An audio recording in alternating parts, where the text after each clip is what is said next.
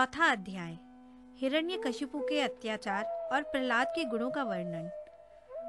नारद जी कहते हैं, युधिष्ठिर, जब हिरण्यकशिपु ने ब्रह्मा जी से इस प्रकार के अत्यंत दुर्लभ वर मांगे, तब उन्होंने उसकी तपस्या से प्रसन्न होने के कारण उसे वे वर दे दिए। ब्रह्मा जी ने कहा, बेटा, तुम जो वर मुझसे मांग रहे हो वे जीवों के लिए बहुत ही दुर्लभ है, परंतु दुर्लभ होने पर भी मैं तुम्हें वे सब वर दिए देता हूँ। नारद जी कहते हैं, ब्रह्मा जी के वरदान कभी झूठे नहीं होते, वे समर्थ एवं भगवत रूप ही हैं। वरदान मिल जाने के बाद हिरण्यकशिपु ने उनकी पूजा की। तत्पश्चात प्रजापतियों से अपनी स्तुति सुनते हुए वे अपने लोक को चले गए। ब्रह्मा जी से वर प्राप्त करने पर हिरण्यकशिपु का शरीर सुवर्ण के समान कांतिमान एवं हृष्टपुष्ट हो गया। वह अपने भाई की मृत्यु का स्मरण करके भगवान से द्वेष करने लगा। उस महादैत्य ने समस्त दिशाओं, तीनों लोकों तथा देवता, असुर, नरपति, गंधर्व, गरुण, सर्प, सिद्ध, चारण, विद्याधर, ऋषि, पितरों के अधिपति, मनु, यक्ष, राक्षस, पिशाचराज, प्रेत, भूतपति एवं समस्त प्राणियों के राजाओं को जीतकर अपने वश में कर लिया। यहाँ तक कि उस विश्व विजयी दैत्य ने लोकपालकों की शक्ति और स्थान भी छीन लिए। अब वह नंदनवन आदि दिव्य उद्यानों के सौंदर्य से युक्त स्वर्ग में ही रहने लगा था। स्वयं विश्वकर्मा का बनाया हुआ इंद्र का भवन ही उसका निवास स्थान था। उस भवन में तीनों लोकों का सौंदर्य मूर्तिमान होकर निवास करता था। वह सब प्रकार की संपत्तियों से संपन्न था। उस महल में मूंगे की सीढ़ियां, पन्ने की गच्चें, स्फटिक मणि की दीवारें, वैदूर्य मणि के खंभे और मानिक की कुर्सियां थीं। रंग बिरंगे चंदोवे तथा दूध के फेन के समान शैयाएं, जिन पर मोतियों की झालरें लगी हुई थीं, शोभायमान हो रही थीं।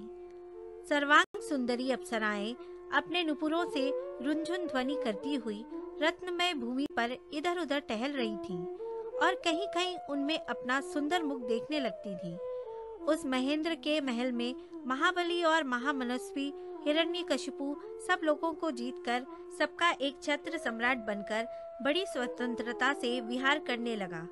उसका शासन इतना कठोर था कि उससे भयभीत होकर देव दानव उसके चरणों की वंदना करते रहते थे। युधिष्ठिर, वह उत्कट गंध वाली मदिरा पीकर मतवाला रहा करता था। उसकी आंखें लाल लाल और चढ़ी हुई रहती थीं। उस समय तपस्या, योग, शारीरिक और मानसिक बल का वह भंडार था। ब्रह्म, विष्णु और महादेव के सिवा और सभी देवता अपने हाथों में भेंट ले लेकर उसकी सेवाओं में लगे रहते। जब वह अपने पुरुषार्थ से इंद्रासन पर बैठ गया, तब युधिष्ठिर, विश्वावसु, तुम्बुरु तथा हम सभी लोग उसके सामने गान करते थे। गंधर्व, सिद्ध, ऋषिगण, विद्याधर और अप्सराएं बार बार उसकी स्तुति करती थीं।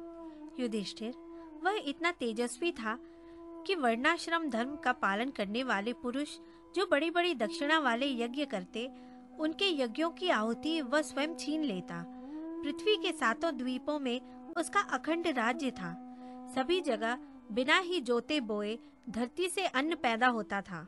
वह जो कुछ चाहता अंतरिक्ष से उसे मिल जाता तथा आकाश उसे भांति भांति के आश्चर्यजनक वस्तुएं दिखा दिखाकर उसका मनोरंजन करता था।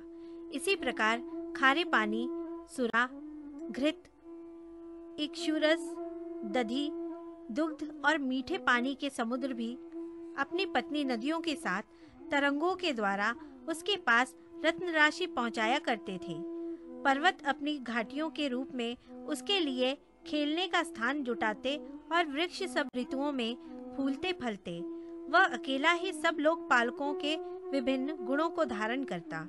इस प्रकार दिग्विजयी और एक क्षत्र सम्राट होकर वह अपने को प्रिय लगने वाले विषयों का स्वच्छंद उपभोग करने लगा। परंतु इतने विषयों से भी उसकी तृप्ति न हो सकी, क्योंकि अनंतः वह इंद्रियों का दास ही तो था।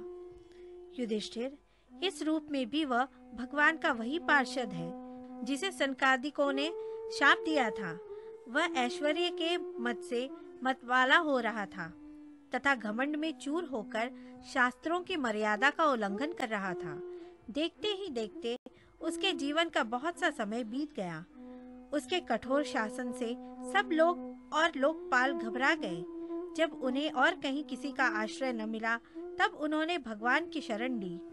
उन्होंने मन ही मन कहा, जहाँ सर्वात्मा जगदीश्वर श्री हरि निवास करते हैं और जिसे प्राप्त करके शांत एवं निर्मल सन्यासी महात्मा फिर लौटते नहीं, भगवान के उस परम धाम को हम नमस्कार करते हैं।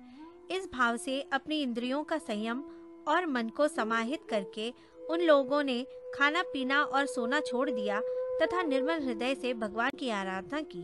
एक दिन उन्हें मेघ के समान गंभीर आकाशवाणी सुनाई पड़ी। उसकी ध्वनि से दिशाएं गूंज उठी। साधुओं को अभय देने वाली वह वाणी यूं थी, श्रेष्ठ देवताओं, डरो मत, तुम सब लोगों का कल्याण हो। मेरे दर्शन से प्राणियों को परम कल्याण की प्राप्ति हो जाती है। इस नीच दैत्य की दुष्टता का मुझे पहले से ही पता था। मैं इसको मिटा दूंगा। अभी कुछ दिनों तक समय की प्रतीक्षा करो। कोई भी प्राणी जब देवता, वेद गाय, ब्राह्मण, साधु धर्म और मुझसे द्वेष करने लगता है, तब शीघ्र ही उसका विनाश हो जाता है। जब यह अपने वैरहीन, शांत और महात्मा पुत्र प्रहलाद से द्रोह करेगा, उसका अनिष्ट करना चाहेगा, तब वर के कारण शक्ति संपन्न होने पर भी इसे मैं अवश्य मार डालूंगा।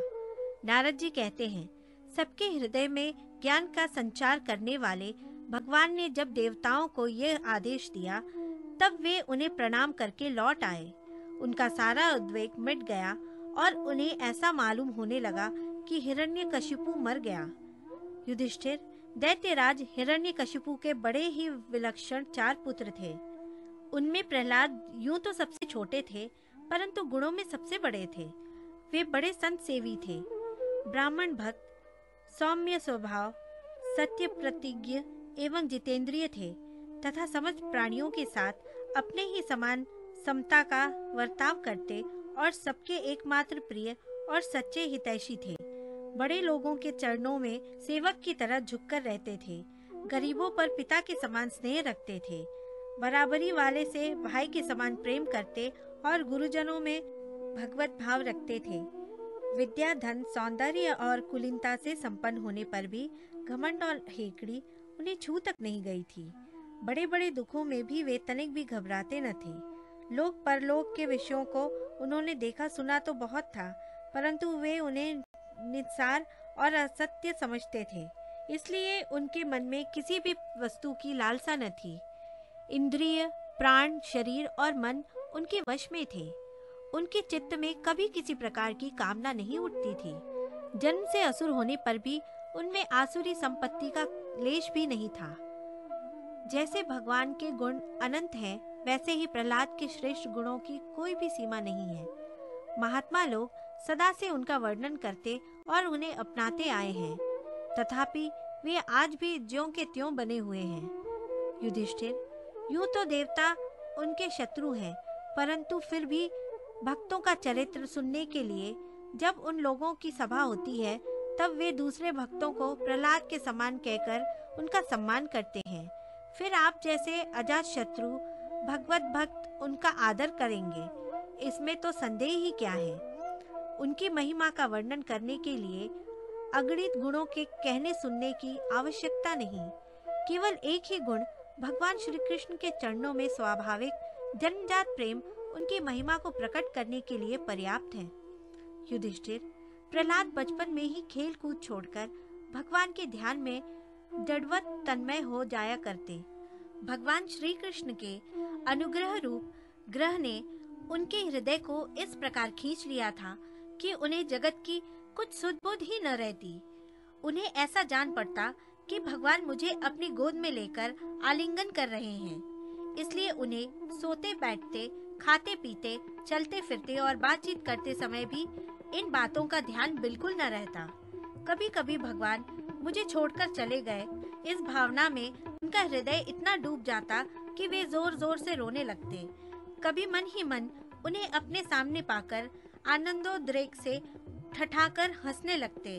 कभी उनके ध्यान के मधुर आनंद का अनुभव करके जोर से गाने लगते।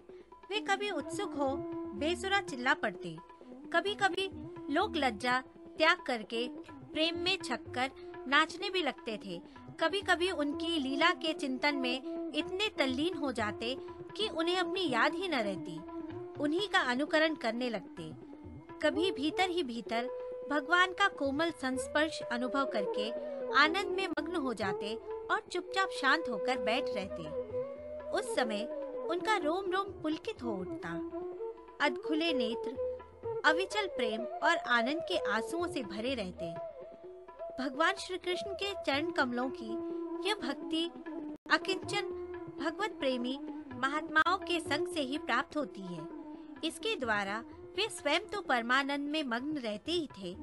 जिन बेचारों का मन कुसंग के कारण अत्यंत दीनहीन हो रहा था, उन्हें भी बार बार शांति प्रदान करते थे। युधिष्ठिर, प्रहलाद भगवान के परम प्रेमी भक्त, परम भाग्यवान और ऊंची कोटि के महात्मा थे।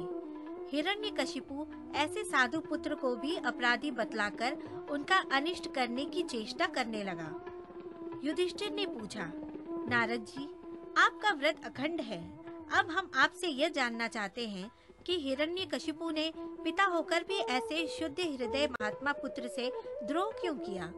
पिता तो स्वभाव से ही अपने पुत्रों से प्रेम करते हैं। यदि पुत्र कोई उल्टा काम करता है तो वे उसे शिक्षा देने के लिए ही डांटते हैं, शत्रुओं की तरह वैध विरोध तो नहीं करते। फिर प्रहलाद जी जैसे अनुकूल, शुद्ध हृदय एवं गुरुजनों में भगवत भाव करने वाले पुत्रों से भला कोई द्वेष कर ही कैसे सकता है? नारद जी, आप सब कुछ जानते हैं। हमें यह जानकर बड़ा कौतूहल हो रहा है कि पिता द्वेष के कारण पुत्र को मार डालना चाहा। आप कृपा करके मेरा ये कुतूहल शांत कीजिए।